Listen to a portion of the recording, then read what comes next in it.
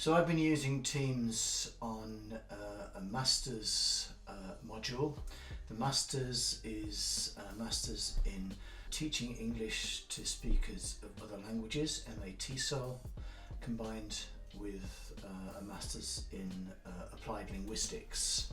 So 47 students, and those 47 students were divided roughly into groups of 15-16, so 3 groups of 15-16, and each of those groups were timetabled 2 hours per week physical classroom taught sessions, and those classrooms for this particular module were arranged in the university's computer rooms. Now, the module was assessed in 3 different ways, and 2 of those ways drew heavily on the use of Microsoft Teams. So the 3 assessments were, first of all, an assessed discussion group. The second assessment was a group work production of a wiki with an embedded video essay. And the final 40% was an individual, a more traditional assignment, which I won't need to talk about here. Now, the case study itself had the particular aim of showing how English language can be practiced within a mobile texting based medium. So the scenario for this was a business simulation where certain students are buyers and certain students are sellers, and they have to come up with the best deal.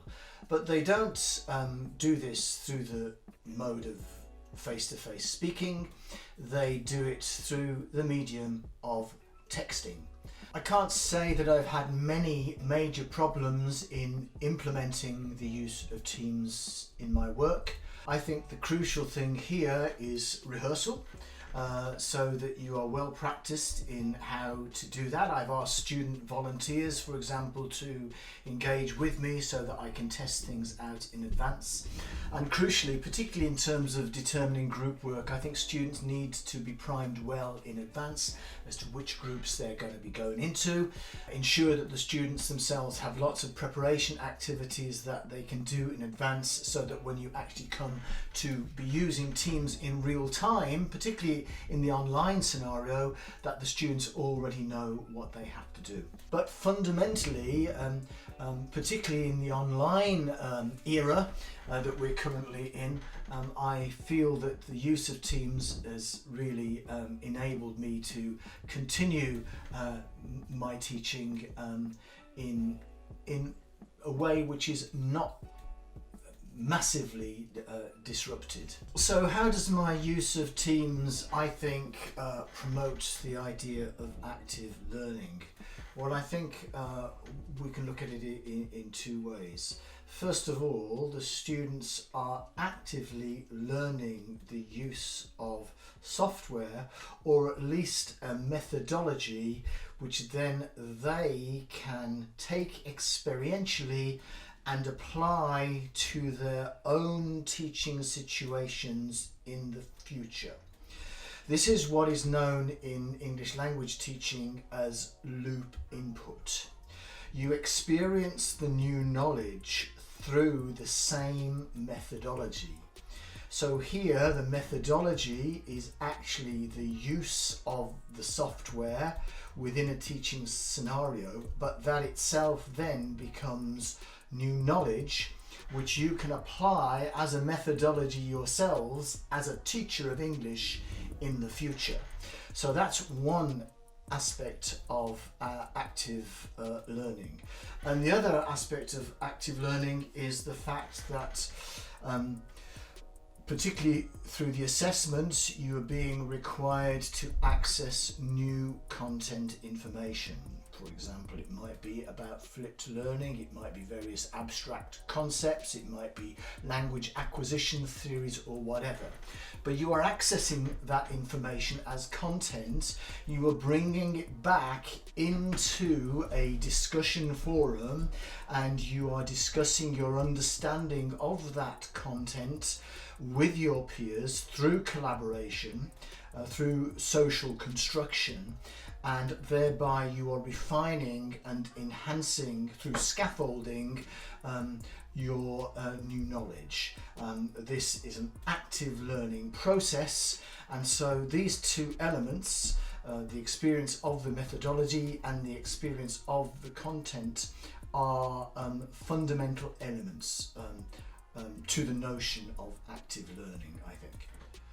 Now, in relation to digital fluency, again, I think we can maybe talk about two aspects, not entirely unrelated to the idea of active learning, in fact. The first thing is that students are learning the software. They're becoming fluent in the use of software, and this software is likely to be something, because it's Microsoft, that is likely to be used in the future. And the second area, more related to the case study and specifically to the area of English language learning, is a consideration of the conventions of texting literacy. What in fact makes an appropriate text depending on the context that you are communicating in. And again, in relation to authentic assessment, it's very closely related to the other two attributes. The students are being assessed about things that they will engage in the real world of work. They will have online discussions and they will have collaborations. Online discussions is assessment, the first assessment, and collaborations to produce a product, in this case a wiki, is the second assessment.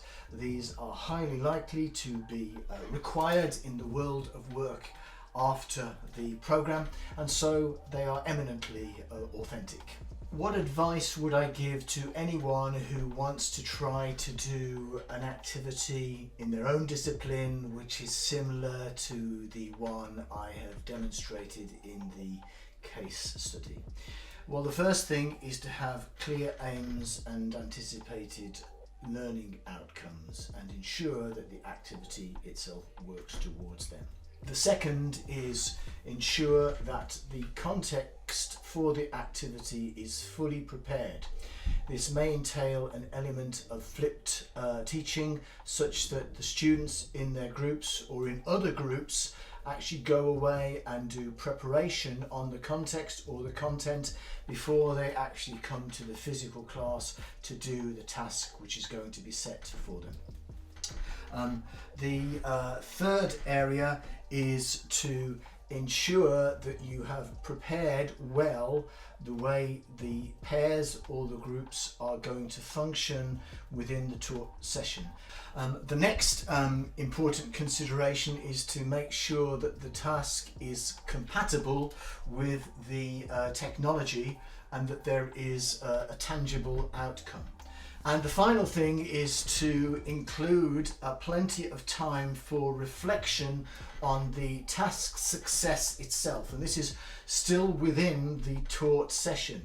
So reflection on the success of the task, on the process of the task, on the learning outcomes of the task, so that the students can articulate what they have learned, and so learning outcomes can be made explicit, and also to have time available so that we can consider applications of the particular task in other authentic situations, for example in the world of work, or in my case in the world of teaching.